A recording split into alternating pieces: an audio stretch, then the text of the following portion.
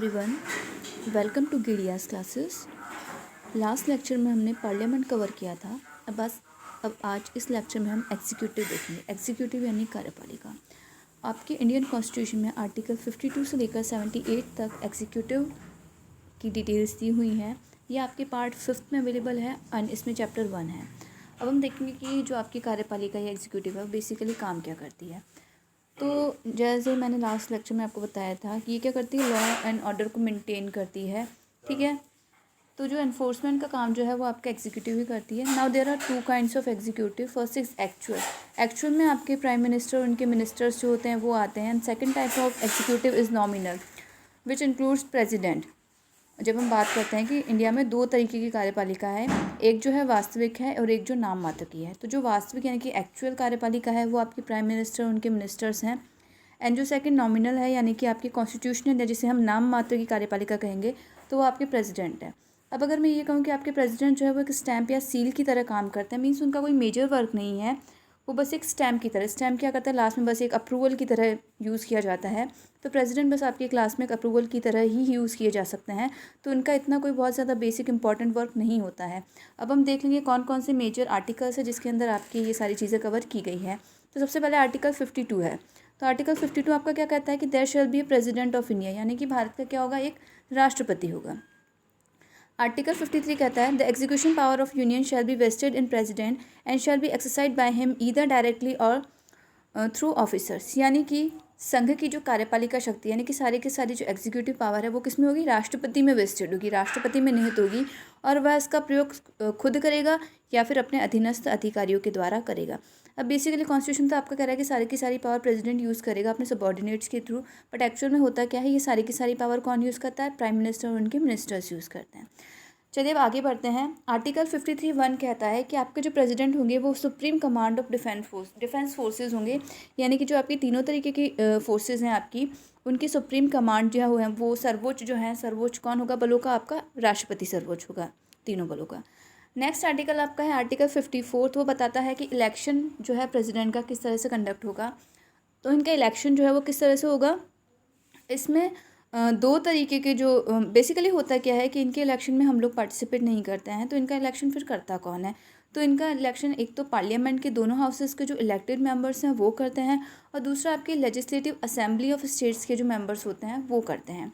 ठीक है, अब इसमें एक एक्सप्लेनेशन दिया हुआ है इसी आर्टिकल के अंदर कि आपके 2 टेरिटरीज़ हैं, दिल्ली और पौंडीचेरी, उसको क्या है स्टेट्स में ही इंक्लूड किया जाएगा। ठीक है, अब हम देखेंगे कि इसका जो सारा इलेक्शन होता है वो किस तरीके से कंडक्ट होता है। तो ये इलेक्शन जो होता है बेसिकली आपके कंडक्ट होता है, उसके लिए एक फॉर्मूला दिया गया है। अब वो फॉर्मूला क्या है वो मैं आपको बताती हूँ कि किस तरीके से है वो फॉर्मूला। तो वो फॉर्मूला है आपका population of state upon total number of elected members of the assembly divided by 1000। Means ये आपका पूरे मतलब जो आपका एक फॉर्मूला है वो मतलब राज्य की जनसंख्या डिवाइडेड बाय आपकी विधानसभा के निर्वाचित सदस्यों की संख्या। ठीक है, सबसे पहले हम किसकी वोट वैल्यू निकाल रहे हैं, लेजिस्लेटिव असेंबली के जो मेंबर्स हैं उनकी वोट वैल्यू निकालेंगे। तो उनका क्या होगा कि पॉपुलेशन ऑफ स्टेट, राज्य की जनसंख्या, उसको डिवाइड करेंगे total number of elected members of the assembly, उनसे डिवाइडेड बाय 1000, इस तरह से करेंगे। अब उसके बाद जब सारी की सारी जितने भी आपके स्टेट्स लाइक बिहार, पंजाब, गुजरात, राजस्थान, इन सब का जो भी आएगा वोट वैल्यू, उन सबको काउंट करके उसके बाद अब हम क्या करेंगे, जो पार्लियामेंट के मेंबर्स हैं उनके वोट वैल्यू निकालेंगे। तो उसके लिए फॉर्मूला आपका क्या है कि total number of votes assign to the members of legislative assemblies of state upon elected members of both house of parliament, यानी कि राज्य विधानसभाओं के मतों की कुल संख्या, मतलब जितने भी आएंगे उन सबको हम प्लस कर लेंगे। उसके बाद उसको डिवाइड किससे करना है, उसको elected member of both houses of parliament, यानी संसद के निर्वाचित सदस्य दोनों हैं, लोकसभा राज्यसभा के इलेक्टेड मेंबर्स हैं, उनकी जो टोटल संख्या है उससे क्या करना है, डिवाइड करना है। तो इस तरह से क्या होगा, आपके दोनों के मतों का मूल्य निकल जाएगा, यानी कि राज्य की जो लेजिस्लेटिव है उसके सदस्य के मतों का मूल्य कितना है और फिर आपके यहाँ पे पार्लियामेंट के जो मेंबर्स हैं उनके मतों का मूल्य क्या है, इस तरीके से निकल हो जाएगा। अब उसके बाद आगे क्या होगा कि कौन से तरीका है या कौन सा जो कहेंगे कि इलेक्शन का कौन सा तरीका है जिसके थ्रू आपके प्रेसिडेंट का इलेक्शन होता है। तो वो होता है by the system of proportional representation bye means of the single transferable vote, यानी कि आनुपातिक प्रतिनिधित्व की एकल संक्रमणीय मत पद्धति के आधार पर क्या होगा, इनका वोट किया जाएगा। ये एक सीक्रेट बैलेट होता है, गुप्त मतदान होता है जिसमें हम लोग पार्टिसिपेट नहीं करते हैं। अब इसमें एक चीज़ और है कि अभी आपके जो बेस होगा इन सारे इलेक्शंस का, वो क्या होगा, 1971 का जो सेंसस होगा वो होगा। मतलब जब तक 2026 के बाद का फर्स्ट सेंसस जब तक नहीं आ जाता है, तब तक बेस आपका कौन सा चलेगा, 1971 का जो सेंसस है उसी का बेस वो चलेगा। नाउ नेक्स्ट आर्टिकल आपका कह रहा है कि आर्टिकल 56। अब आर्टिकल 56 आपका क्या कह रहा है कि इनकी ड्यूरेशन कितनी होगी, 5 ईयर्स होंगी। ठीक है, किनकी, आपके प्रेसिडेंट की ड्यूरेशन कितनी है, 5 ईयर्स है। उससे पहले वो क्या कर सकते हैं कि आपके जो, अगर उनको सपोज़ कि उनको क्या करना है, उनको रिज़ाइन करना है, तो वो वाइस प्रेसिडेंट को संबोधित मतलब एक रेजिग्नेशन रेडी करेंगे और उनको क्या करेंगे, उस पर अपने सिग्नेचर करेंगे और इस तरीके से वो अपने पोस्ट को छोड़ देंगे। बट इसमें एक चीज़ बात है कि जैसे ही वाइस प्रेसिडेंट को ये इन्फॉर्मेशन मिलती है कि प्रेसिडेंट ने आपके क्या किया है, रिज़ाइन कर दिया है, तो वो इसकी इमीडिएट इन्फॉर्मेशन किसको देंगे, जा कर के आपके लोकसभा के जो स्पीकर है उनको जाकर के, उनको ये इम्पॉर्टेंट है, मतलब नेसेसरी है कि उनको क्या है कि ये इन्फॉर्मेशन उनको प्रोवाइड करवानी है। उसके बाद आपका जो पी है इसमें आर्टिकल 56 में वो क्या है, 61 में जो आर्टिकल 61 में जो इम्पीचमेंट का प्रोसेस दिया गया है वो कैसे हो, मैं भी आके आपको बताऊंगी। उसके बेसिस पे उनको मतलब हटाया जा सकता है अपने पद से। और तीसरा है कि वो कब तक अपने, मतलब अगर सपोज़ उनका ड्यूरेशन ख़त्म भी हो गया, उनका टेन्योर ख़त्म भी हो गया, उसके बाद भी वो अपना पद तब तक धारण करते हैं जब तक कि उनका सक्सेसर क्या करता है, अपना उत्तराधिकारी जो है उनका, वो क्या है, अपना पद धारण नहीं कर लेता, तब तक क्या करते हैं, वो अपना पद धारण करने के लिए मतलब रहते हैं, तब तक वो अपने पद पर रहते हैं। नेक्स्ट आपका आर्टिकल 57 बताएगा कि एलिजिबिलिटी ऑफ री इलेक्शन, यानी कि जो आपके प्रेसिडेंट है वो वापस पुनर्निर्वाचन हो सकता है, मतलब एक बार अगर कोई प्रेसिडेंट बन गया तो दोबारा भी बन सकता है। नेक्स्ट आर्टिकल आपका आर्टिकल 58 है, वो क्या करना है, कहता है कि क्वालिफिकेशन आपकी डिस्क्राइब करता है। तो उसमें देखिए कौन कौन सी क्वालिफिकेशन है, आइए देखते हैं। फर्स्ट है, he should be citizen of India, यानी कि क्या हो, वो भारत का नागरिक हो। वो कितनी आयु, उनकी एज क्या हो, 35 ईयर्स उन्होंने कंप्लीट कर ली हो। और क्वालिफिकेशन कैसी हो, उनकी क्वालिफिकेशन ऐसी हो कि वो लोकसभा का मेंबर चुने जा सकते हैं। ये सारी चीज़ें होनी चाहिए उनके अंदर। एक इसमें एक्सप्लेनेशन दिया हुआ है, वो ये है कि उनको कोई भी लाभ का पद मीन्स ऑफिस ऑफ प्रॉफिट नहीं होल्ड करना चाहिए।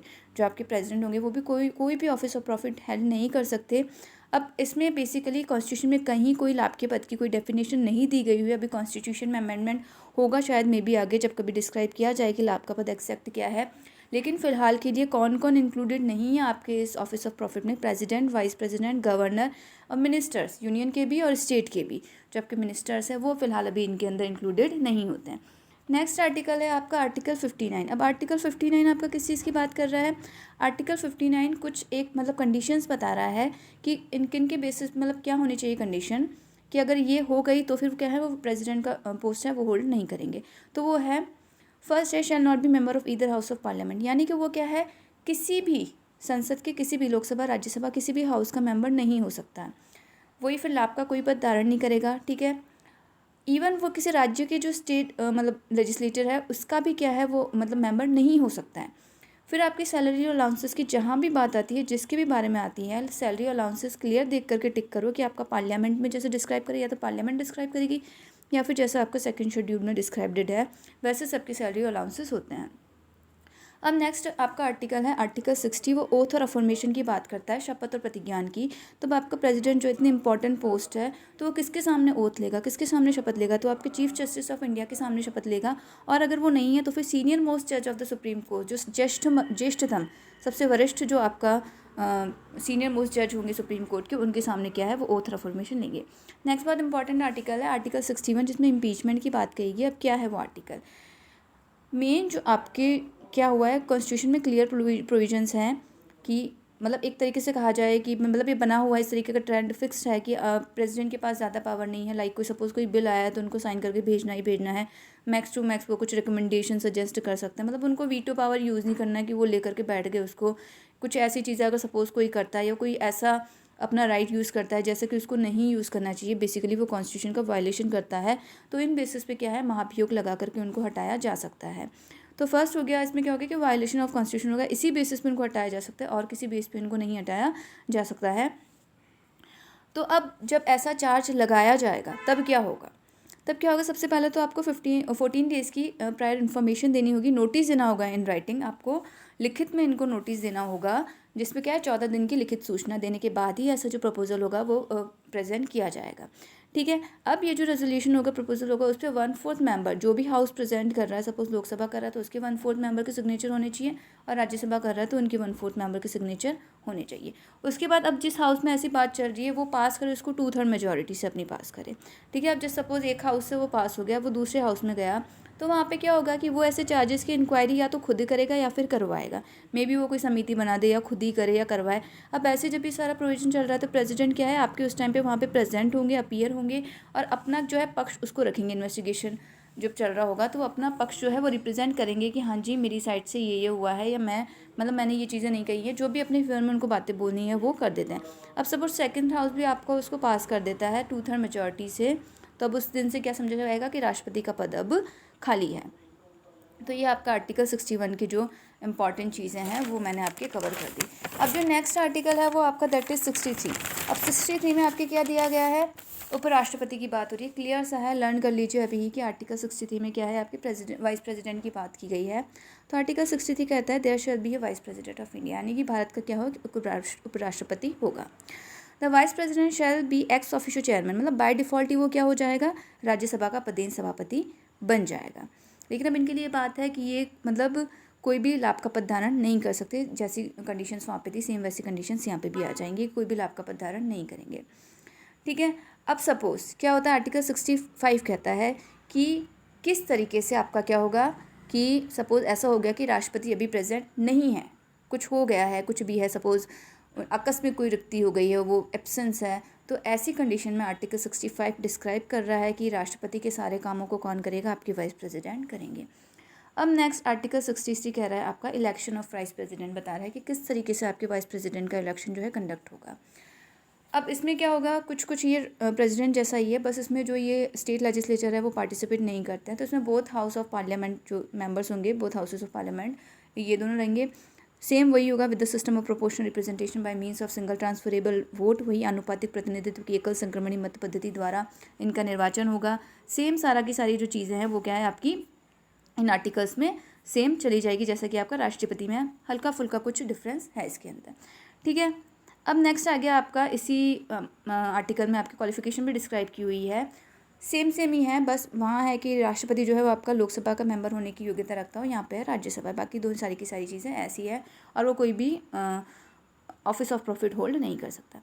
अब आर्टिकल 67 में टर्म बताइए, ड्यूरेशन इनकी कितनी है, 5 ईयर्स ही है आपके। वो किसको रिज़ाइन कर सकते हैं, प्रेसिडेंट को कर सकते हैं। इनके ऊपर भी इम्पीचमेंट लगाया जा सकता है, लेकिन इनका जो इम्पीचमेंट का प्रपोजल है वो कहाँ पे, रेजोल्यूशन जो है वो आपकी राज्यसभा में ही आएगा, लोकसभा में नहीं आएगा। अगर वो मेजोरिटी से पास हो जाता है और लोकसभा भी उसको अग्री कर देती है तो उनको अपने पद से बर्खास्त समझा जाएगा, लेकिन इसमें भी वही 14 डेज प्रायर इन्फॉर्मेशन वाली कंडीशन अप्लाई होती है। अब जब वो अपना पद जो है उपराष्ट्रपति तब तक धारण करते हैं जब तक कि उनका सक्सेसर वापस से नहीं आ जाता, इलेक्ट नहीं हो जाता ऐसे में।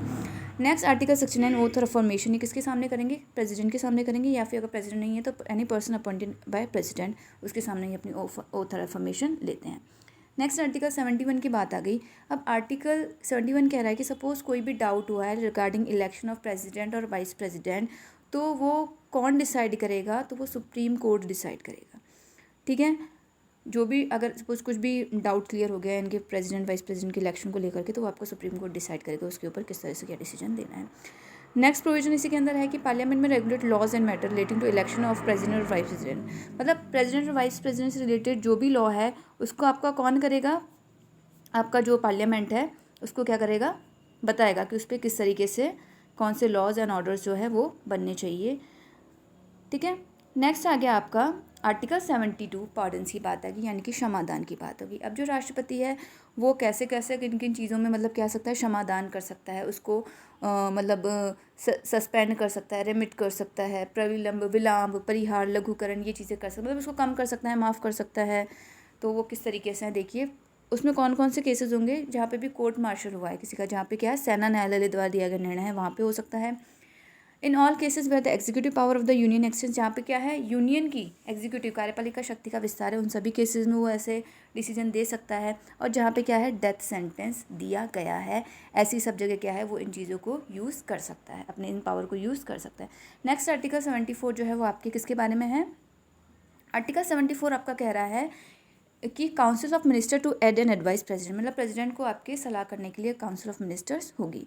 नेक्स्ट आर्टिकल 75 कह रहा है कि आपके अदर प्रोविजन टू मिनिस्टर्स से रिलेटेड जो दूसरे प्रोविजन है वो आपके आर्टिकल 75 में बताए गए हैं। इसमें क्या है, फर्स्ट क्या, the prime minister shall be appointed by the president, यानी कि प्रेसिडेंट किसको अपॉइंट करेगा, प्राइम मिनिस्टर को, और प्राइम मिनिस्टर की सलाह से ही क्या करेगा, वो बाकी के मंत्रियों की नियुक्ति करेगा। ये आर्टिकल आपका 75 कहता है। एक और इम्पॉर्टेंट चीज़ इसके अंदर ये है कि आपके जो ये मिनिस्टर्स जो होंगे उनकी जो मैं कहूँ की संख्या होगी वो लोकसभा का 15% होगी, बस उससे ज़्यादा नहीं हो सकती। मतलब लोकसभा जितनी भी हो उसका 15%, जैसे एट प्रेजेंट 543 है तो उसका 15% आपके मैक्सिमम आपके मिनिस्टर्स हो सकते हैं, उससे ज़्यादा नहीं हो सकते हैं। अब नेक्स्ट है कि सपोज़ कि क्या किया, प्राइम मिनिस्टर ने किसी ऐसे व्यक्ति को अपॉइंट कर लिया जो क्या है ना तो लोकसभा का मेंबर है ना ही राज्यसभा का मेंबर है। तो ऐसी कंडीशन में क्या होगा, तो ऐसी कंडीशन में या तो वो 6 महीने के अंदर वहाँ की मेंबरशिप ले ले, या तो लोकसभा की या फिर राज्यसभा की, एल्स 6 महीने के बाद मतलब समझा जाएगा कि उसने अपना पद खाली कर दिया गया है। अगेन सैलरी एंड अलाउंसेस आ गया तो वही आपका पार्लियामेंट और सेकंड शेड्यूल, जहाँ पे भी ये तो क्वेश्चन किसी के भी सैलरीज एंड अलाउंसेस से रिलेटेड आता है, सिंपल या तो पार्लियामेंट डिसाइड करेगी या फिर जैसे सेकंड शेड्यूल में डिस्क्राइब्ड है वैसा होगा।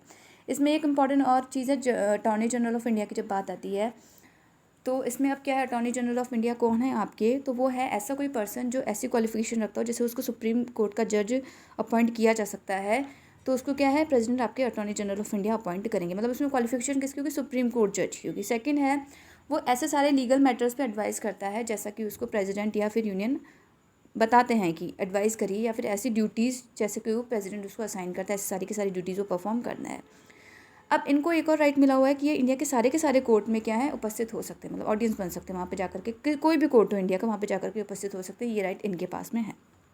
ठीक है, अब इनका जो ऑफिस है ये अपना जो पद धारण करता है वो क्या है, राष्ट्रपति के प्रसाद पर्यंत, मतलब प्लेजर ऑफ प्रेसिडेंट करते हैं, और इनकी सैलरी भी इवन प्रेसिडेंट ही डिसाइड करते हैं। तो ये आपका कंप्लीट हो गया एग्जीक्यूटिव। अगेन आई होप कि ज़्यादा वीडियो लंबा ना बना हो, मेन प्रोविजंस जो है आप इसको अटैम्प्ट की पढ़िए इनको और अपने क्वेश्चन अटैम्प्ट कीजिए, डेफिनेटली आपके सारे क्वेश्चन इससे सॉल्व हो जाएंगे।